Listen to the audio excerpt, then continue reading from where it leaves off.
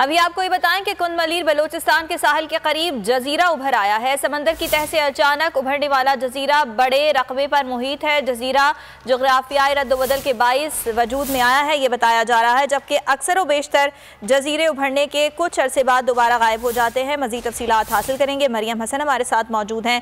मरियम हसन, बताइएगा WFA ने मजीद क्या बताया इस बारे में? देखिए, बिल्कुल WWF ने जो है ये कहा है कि कुन मलीर के करीब एक जजीरा जो है वो उभर आया है। समुंदर की तह से अचानक उभरने वाला जजीरा जो है काफी रकबे पर मुहित है।